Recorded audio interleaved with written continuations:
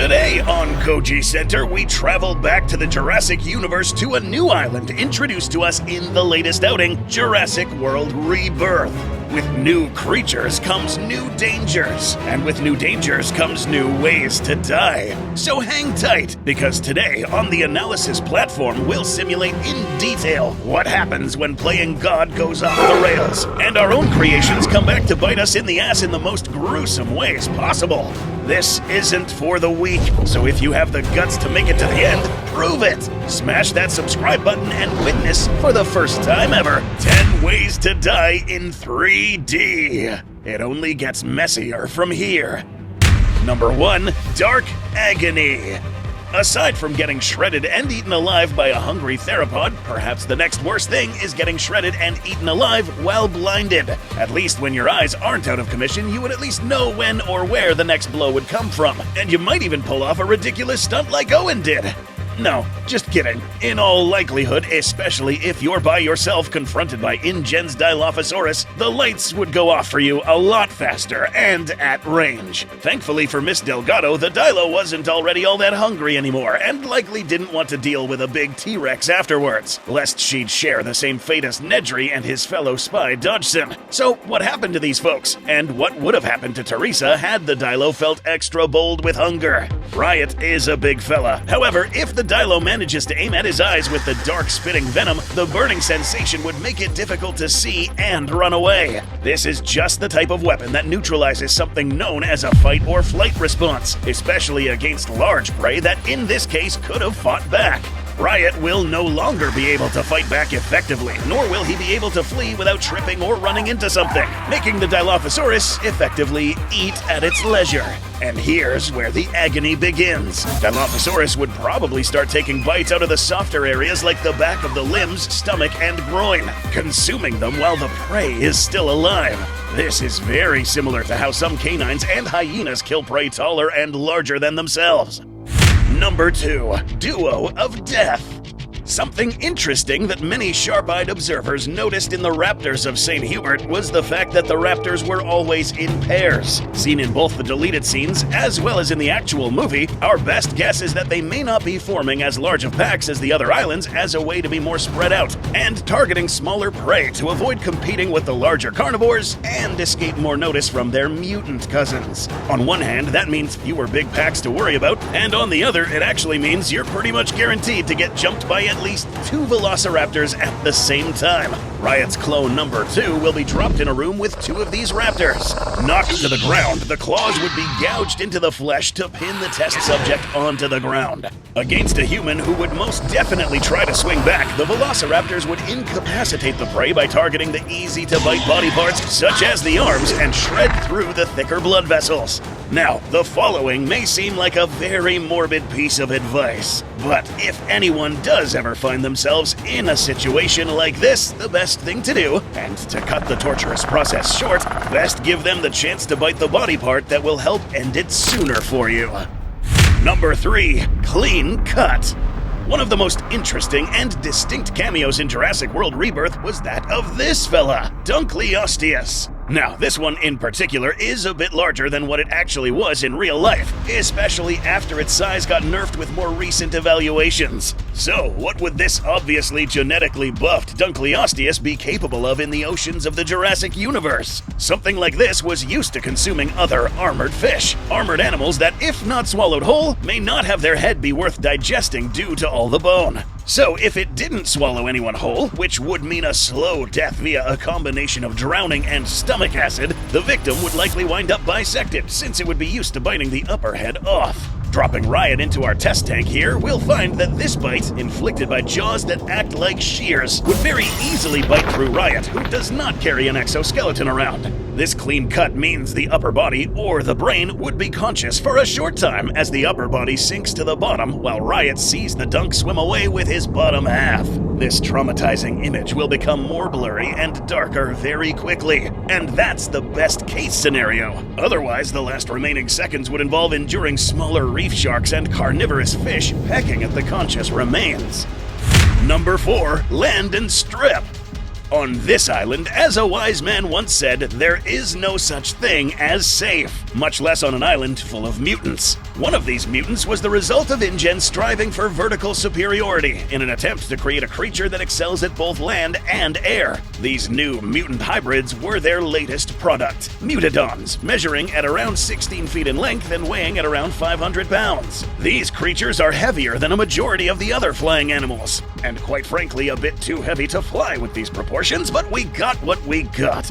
The very first victim seen in the movie to fall prey to the Mutadons was none other than a velociraptor, and was able to make quick work of it. We learned two things here, and would have learned more had half the screen not been covered by someone taking a piss. In this case, the Mutadon decided to attack from above with an ambush, leveraging that weight in conjunction with speed to land a blow that knocked the velociraptor flat on its tail. Secondly, the Mutadon relied mostly on its beak and strong neck muscles to repeatedly slam the raptor on the floor, culminating the attack with a shredding bite. Our Riot clone may not even make it that long with a pulse. The hybrid mutant would dive bomb feet first onto the back or chest of the victim, either paralyzing the spine that very instant or worse, sliding its sharp talons down the unprotected torso. With his chest cavity exposed, the Mutadon could continue slamming the body if Riot had any fight left in him.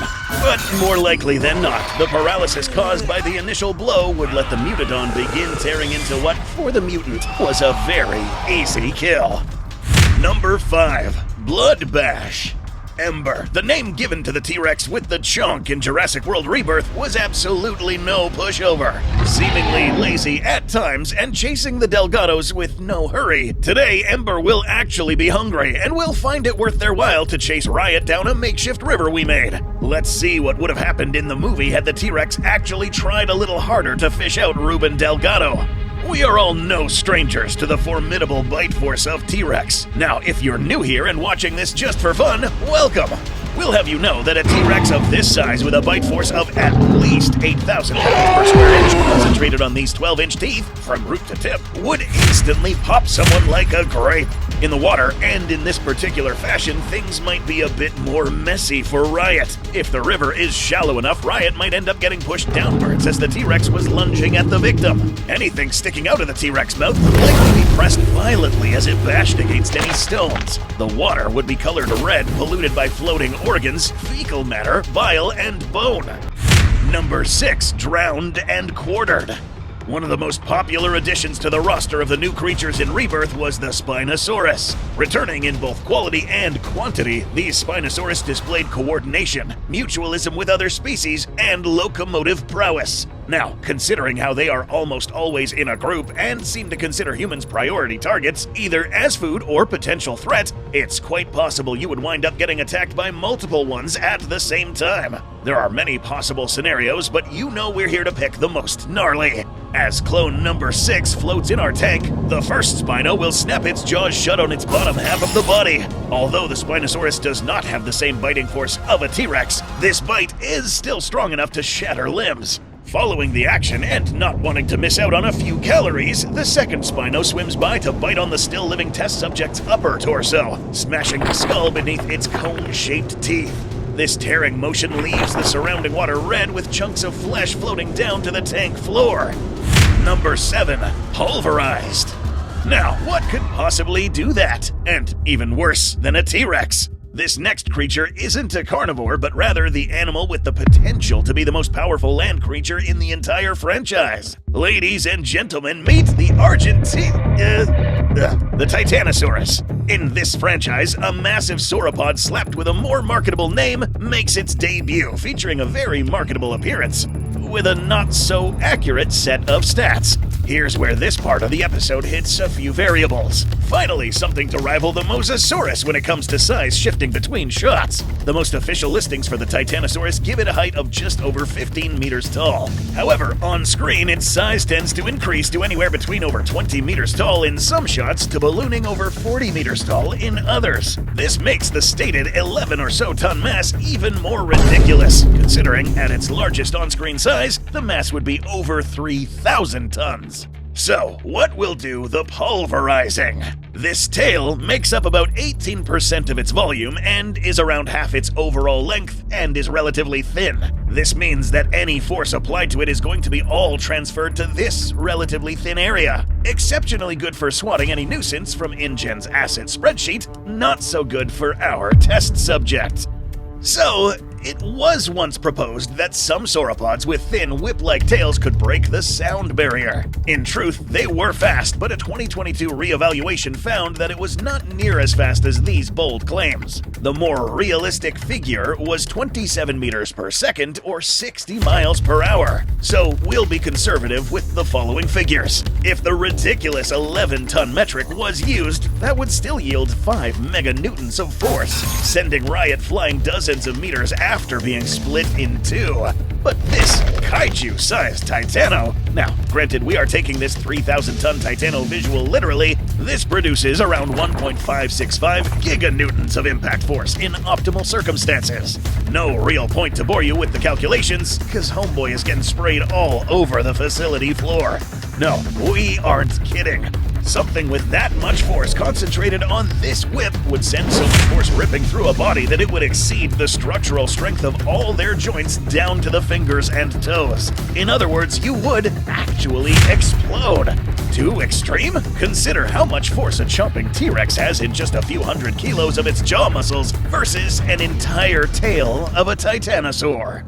Number 8. Down the gullet. One of the most gnarly and disturbing deaths seen in Jurassic World Rebirth was that of Leclerc, the nice fellow who made his exit down the big bird's gullet. Seemingly motionless, perhaps if he was unalived right here, it would have spared him from feeling the tight walls of the esophagus and pool of stomach bile that awaited down below. A far more violent but at least quicker way to go would be getting pecked. InGen's cats differed from Biosyn's in that this beak was wider and more robust, still pointed enough to impale lesser creatures and be swung with enough speed to act like a lance. Getting rammed in the back or chest would result in the beak shattering the ribcage and collapsing the lungs. Heart and lungs pushed aside and the arteries shattered. This is a very bloody mess. The aftermath is a corpse with ribs sticking out of the opposite end. Good news is that this method is much faster than getting swallowed, but terrifying for anyone watching. This is actually a scaled-up variant of what some real-life birds like herons can do. Number 9. Tooth Grinder. Another well-received marine creature in the latest outing was Mosasaurus, one who, apart from being the victim of ridiculous size shifting between movies, gave us exquisite kills and sequences in previous movies. In Rebirth, at least, the creators of this film committed to giving this one a massive size upgrade. Measuring up to 100 feet in length, this creature is, according to official estimates, the largest marine predator in the Jurassic universe that we know of so far. Now, given the sheer size of this thing, and if it were to try and eat a human, the victim would have a decent chance of missing most of the jaws and getting swallowed whole. But that's just the first row of teeth.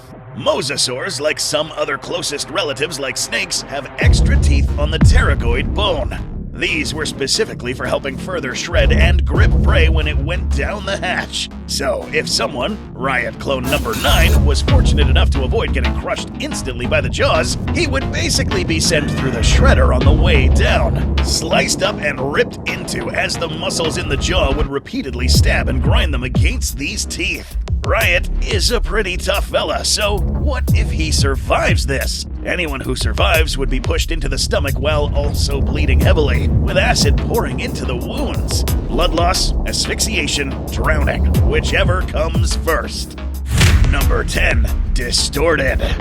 No other creature in this list is better at distorting the human figure than the Distortus Rex. Loved and hated by the masses, and would have also been received so had it made its debut in Nublar. This malformed atrocity was still functional enough to breathe, walk, and hunt. Or how else would this thing grow to be 8 meters tall? Part of its success was likely due to its forelimbs, and at the end of these were hands armed with 3 digits, one acting as an opposable thumb. This allowed this animal to reach out, extending its range quickly to ensnare a victim and bring it close to its mouth. From here, we can select from many methods. Instantly crushed by the hands if it Hulk smacked down hard enough to turn your skull into a pancake, gripped and squeezed between the fingers until your fluids are forced out of your mouth, bitten and snapped into as it holds onto the lower body just to chew you in half like he's eating a candy bar. Getting played with like a toy and swung around, getting bashed against objects until you're bludgeoned to death, getting manhandled and unalived by a dexterous creature like the T-Rex, or Indominus, or Indoraptor, or Scorpius is certainly one of the worst ways to go. The rule of thumb, if it has thumbs, run.